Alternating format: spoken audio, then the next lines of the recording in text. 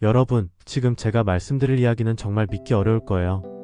여러분이 지금 집에 있는 감기약, 그 달콤한 시럽이 원래는 아니, 이건 나중에 말씀드릴게요. 진짜 소름 돋거든요.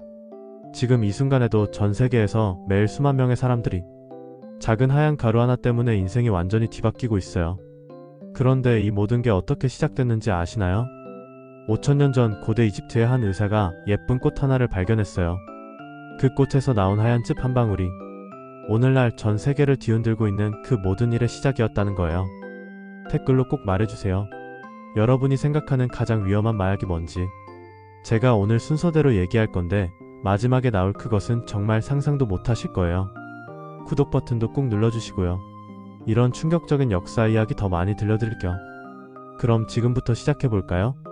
마약의 진짜 역사, 그 충격적인 진실을. 자, 여러분, 시간 여행을 떠나볼까요? 지금으로부터 5000년 전 고대 이집트로 말이에요. 그때는 병원도 없고 약국도 없었어요. 사람들이 아프면 어떻게 했을까요? 바로 자연에서 답을 찾았죠. 고대 이집트의 한 의사가 들판에서 아주 예쁜 꽃을 발견했어요. 빨간색, 분홍색 꽃잎이 바람에 흩날리는 모습이 정말 아름다웠죠. 그 이름은 양귀비였어요. 그런데 이 의사가 우연히 꽃줄기를 칼로 살짝 그었더니 하얀 즙이 뚝뚝 떨어지는 거예요. 호기심 많은 의사는 이 즙을 아픈 환자에게 발라줬어요. 그랬더니 어떻게 됐을까요? 환자의 아픔이 마법처럼 사라진 거예요.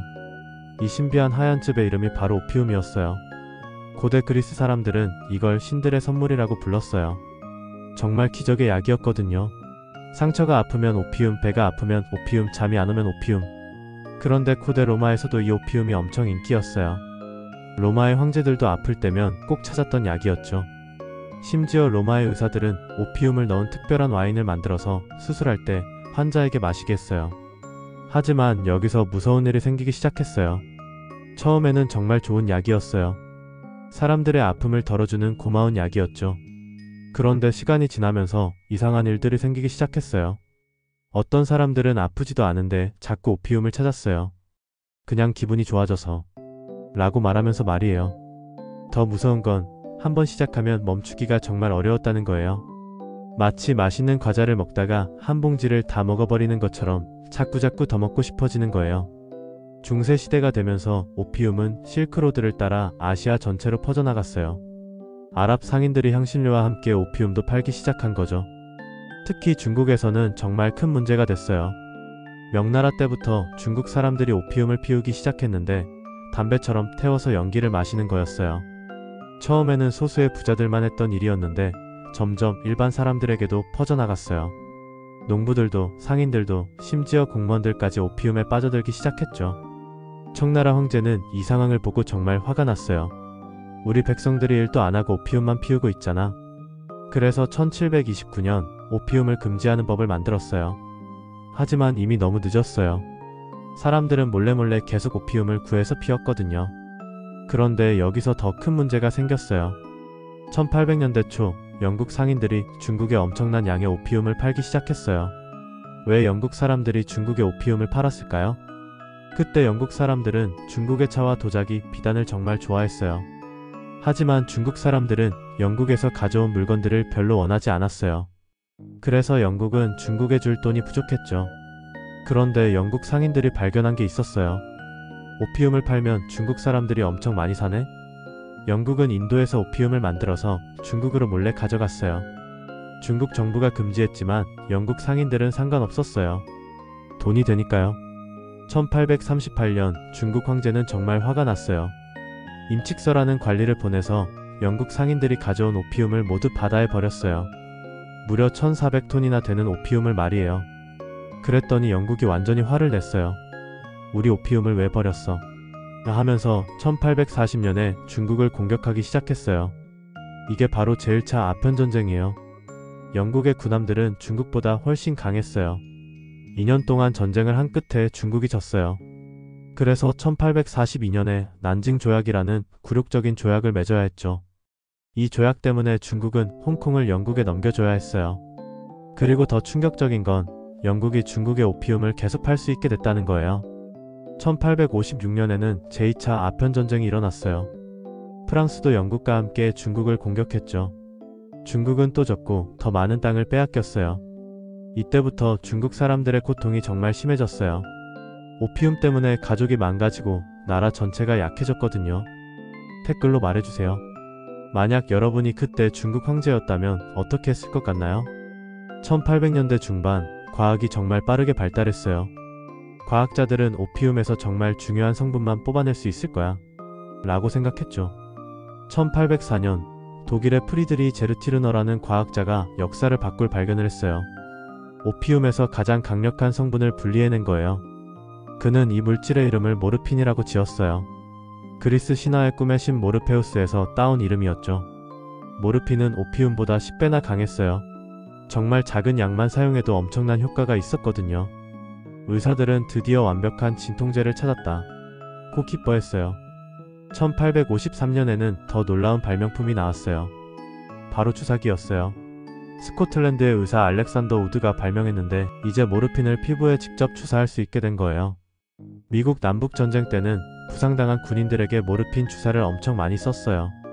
1861년부터 1865년까지 4년 동안 전쟁이 계속됐는데 수많은 군인들이 모르핀으로 아픔을 달랬어요. 그런데 전쟁이 끝나고 나서 이상한 일이 생겼어요.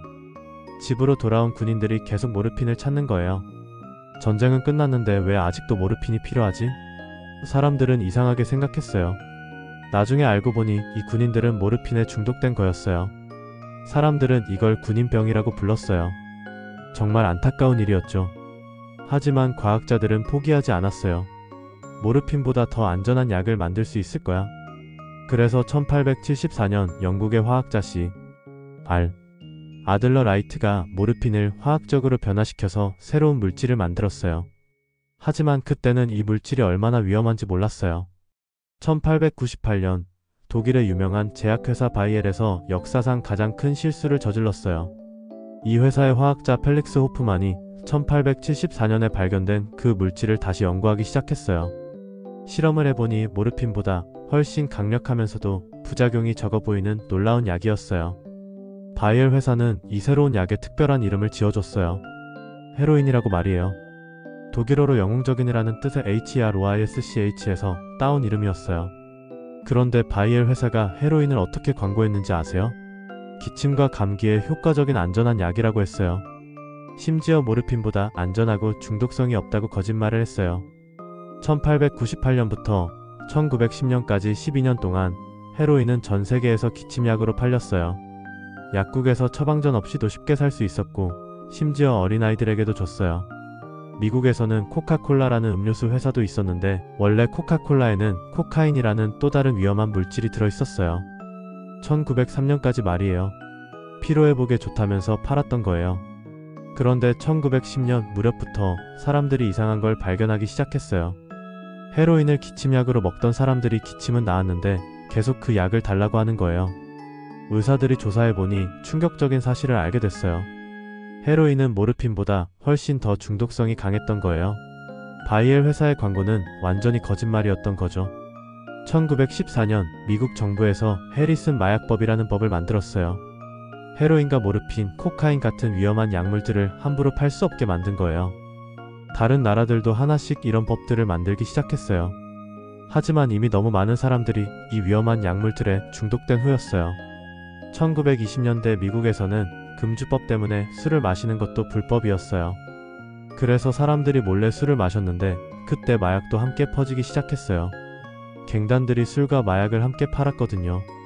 1960년대와 70년대는 정말 혼란스러운 시대였어요. 베트남 전쟁이 한창이었고 젊은 사람들은 기존의 모든 것에 반항하고 싶어 했어요. 그때 LSD라는 새로운 종류의 마약이 나타났어요. 이건 환각을 보게 만드는 정말 이상한 약이었어요. 처음에는 과학자들이 정신병 치료 연구용으로 만들었는데 젊은이들 사이에서 신비한 경험을 할 수 있는 약으로 퍼져나갔어요. 1971년 미국의 닉슨 대통령이 마약과의 전쟁을 선포했어요. 우리는 마약을 완전히 없애버릴 거다 라고 선언했죠. 마약을 파는 사람들을 잡기 위해 엄청난 돈을 썼어요. 하지만 마약 문제는 더 복잡해졌어요. 1980년대에는 크랙 코카인이라는 새로운 마약이 나타났어요. 코카인보다 더 싸고 더 중독성이 강한 마약이었죠. 특히 가난한 동네에서 크랙 코카인이 엄청 퍼졌어요. 가족들이 깨지고 아이들이 부모를 잃고 동네 전체가 망가졌어요. 1980년대와 90년대 멕시코와 콜롬비아에서는 마약 카르텔이라는 거대한 조직들이 생겨났어요. 이들은 마약을 만들어서 미국으로 몰래 가져가는 일을 했어요. 정말 많은 돈을 벌었지만 그 과정에서 수많은 사람들이 다쳤어요. 우리나라도 1970년대부터 마약 문제가 심각해지기 시작했어요. 특히 메스암페타민이라는 히로뽕이 큰 문제가 됐죠. 정부에서 강력한 법을 만들어서 단속했지만 완전히 없애기는 어려웠어요. 21세기에 들어와서 또 새로운 문제들이 생겼어요. 과학기술이 발달하면서 실험실에서 인공적으로 만드는 합성 마약들이 나타나기 시작했어요. 특히 중국에서 만들어진 펜타닐이라는 마약이 정말 큰 문제가 됐어요. 이 마약은 헤로인보다 50배나 강해서 정말 작은 양만 써도 목숨이 위험해요. 미국에서는 매년 7만 명 이상이 마약 때문에 목숨을 잃고 있어요. 이 중 대부분이 펜타닐 때문이에요. 정말 심각한 상황이죠. 요즘에는 인터넷을 통해서 마약을 파는 경우도 많아졌어요. 다크웹이라는 특별한 인터넷 공간에서 몰래 거래가 이루어져요. 또 다른 문제는 처방전 남용이에요. 의사가 아픈 환자에게 준 진통제를 다른 사람들이 몰래 사용하는 거예요. 미국에서는 이것 때문에 오피오이드 위기라는 큰 문제가 생겼어요. 하지만 희망적인 소식도 있어요. 많은 나라에서 마약 중독자들을 처벌하는 대신 치료해주는 방향으로 정책을 바꾸고 있어요. 포르투갈에서는 2001년부터 마약을 사용하는 것을 비범죄화했어요. 대신 중독자들에게 치료와 상담을 제공했죠. 그 결과 마약 관련 범죄와 사망자가 크게 줄어들었어요. 스위스에서도 헤로인 중독자들에게 안전한 환경에서 깨끗한 헤로인을 제공하는 프로그램을 운영하고 있어요. 이상하게 들릴 수 있지만 실제로 범죄율이 줄어들고 중독자들의 건강도 좋아졌어요. 여러분, 정말 긴 여행이었죠? 5000년 전 고대 이집트의 양귀비 꽃부터 현재의 펜타닐 위기까지 마약의 역사를 함께 살펴봤어요. 이 긴 역사에서 우리가 배울 수 있는 교훈이 뭘까요? 첫째, 좋은 목적으로 만들어진 약도 잘못 사용하면 정말 위험할 수 있다는 거예요. 모르핀도 헤로인도 처음에는 환자를 치료하려고 만든 약이었거든요. 둘째, 마약 문제는 단순히 개인의 문제가 아니라 사회 전체의 문제라는 거예요. 가난, 전쟁, 스트레스 같은 다양한 원인들이 복합적으로 작용해요. 셋째, 처벌만으로는 마약 문제를 해결할 수 없다는 거예요. 중독자들을 도와주고 치료해주는 것이 더 효과적이에요. 가장 중요한 건 바로 교육이에요. 여러분이 오늘 이 영상을 통해 마약의 역사를 알게 된 것처럼 정확한 지식이 여러분을 지켜줄 거예요. 댓글로 꼭 말해주세요. 오늘 이야기 중에서 가장 놀라웠던 부분이 뭐였는지. 그리고 구독 버튼 꼭 눌러주시고 좋아요도 눌러주세요. 다음 영상에서는 담배의 충격적인 역사에 대해 알려드릴게요. 담배 회사들이 어떻게 전 세계 사람들을 속였는지 정말 믿기 어려운 이야기들이 가득해요. 여러분 모두 건강하고 현명한 선택을 하는 사람이 되길 바라요. 항상 기억하세요. 여러분은 정말 소중한 사람이라는 걸요. 그럼 다음 영상에서 또 만나요. 안녕.